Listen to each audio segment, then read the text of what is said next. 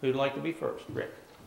You mentioned this is the first time in a long time that Preston County got any of this major improvement project money. Is that because Charleston hasn't been willing to send it, or what's the reason that we haven't got any? I guess you're asking me a question that's pretty difficult to answer as to why. And in this whole press conference too, I'm going to take the high road that my parents taught me to take young in life, and not try to pass blame or responsibility on someone else, as sometimes people choose to do to me. But why that didn't happen, I'd rather go forward to say why it has happened now, is because aggressively a plan was submitted to give you opportunity to be funded. And then that plan was aggressively worked politically and educationally to make sure that people that have the responsibility to vote on your plan knows all the facts and sees the leader of the system and the board in front of them expecting it to be given full consideration, if not demanded to be given full consideration. We happen to see that the leadership of the SBA was up here and personally walked through the projects, had a chance to see the problem for themselves, and then we kept the educational arm twist on from there. You hear some rumors and things, and there's some wonderful people. I've already made some wonderful friends in this county. I had a lot of wonderful friends from the past when I was here 25, 30 years ago that I revisit with. I think that's because we have a trust in each other. We build a relationship with each other already. I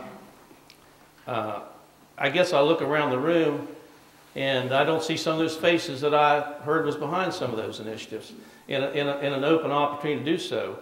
Besides the closed door or the open door that's been here forever, every day since that article came out, I don't have the answer why people do certain things the way they do. I only live my life the way I live it. They have to live with theirs. The bond itself that was passed, the first one that was passed in 54 years in that district, and I remember things pretty well living through that. It was March the 4th of 2006. March the 6th of 2004. Reverse that. Just corrected myself. March the 6th of 2004. It was for $12 million. There was over $35 million of SBA grants awarded to the school district in Mason County while I was there for 12 and a half years. Two of the projects still remain underway when I left that contract. If I'll just elaborate on, I guess, but there was an aggressive building program like it never existed before in Mason County that we do want to do here, that greatly benefit the students of Mason County. I meant to bring you that document and pass it around and let you see that another architect firm gave me that shows the kind of things that happen in Mason County that the children in this county surely would like to have, the millions of dollars that was spent to make auditoriums and gymnasiums, things like that possible. And some of you got a chance to see it in my office already. And ask if the students in Preston County don't deserve the same. But in those 6 SBA grants, they extended across a period of time. Some of them went on and beyond, as I'm stating now, past the contract time I was even there. I left in June. So there's another project still probably unfinished there. Another one that was finished right after I went back to be dedicated in September. They invited me back for that dedication. But in that time, the one major project was work at 3 high schools under that bond. And using $12 million of local money, and I forget whether it was $17 million or something SBA money. As that went along, and there was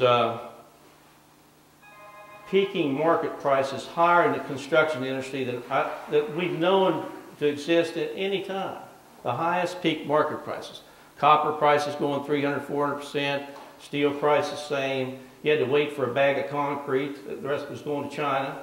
There was lots of things going on there that escalated the costs against what was promised in the budgets under the bond for the school projects. And so once you have to deal with lots of things here. This will come in a lot of talk with the CFP work here in the end. And I think Rick asked tonight about putting things all at the same time. If you had all the say-so, you could make something happen better. But when you deal with the SBA, and this is no blame to the SBA, they serve a lot of districts around the state, you wait for them to approve things. You can't just go on because they approve every building facility in the state, even with their local money. So they have to approve the designs, they approve things for handicap, they approve things for placement of special needs children, and it goes through multiple departments and becomes a bureaucratic, not nightmare, but time-consuming ordeal. And when all that's going on and you're taking the time to run, the market price is going up and market prices are going up, it exceeds what was promised in the bond call's budget. So when it was finally approved to bid and the bids came in with all competitive bids, it was $8 million over budget to start. I just had a school board member the other day from adjacent county come up and say, Dr. Parsons, he said, I read that article. He said, you're finally getting some negative press, aren't you? You deserve it like everyone else around here, get some negative press. But he said, if they would have stopped us any time along the way, you know what happened in our county, we were several $1 million over in meeting the bond call needs. And it's not unique, it happens lots of times, but it was really unfortunate then. Then when you put on top that $8 million problem, I went back and squeezed the SBA, and I mean squeezed them, and got another $2.3 million to do the project so we could go on to do what the voters wanted. And squeezed the architect and squeezed the contractor and value engineered some things out. And then I went to the board and said, we've got to go or we're losing ground. And we said we'd find a way to do the rest, bring the rest up. So the projects went on, and then as they went on, a couple of things happened. The board, and I didn't necessarily disagree with it, but the board added features into the bond that wasn't there.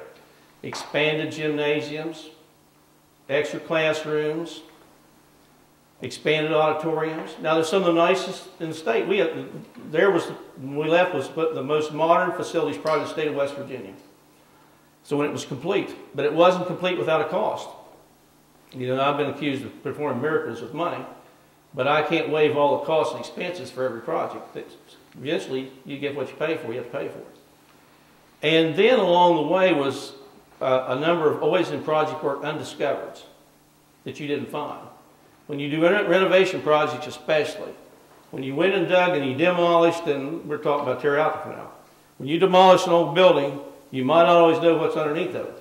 In one of the cases, it was an old sewage septic system with a reservoir, an old water reservoir holding area, and that all had to be dug out, soil hauled in, compacted back, and that cost money.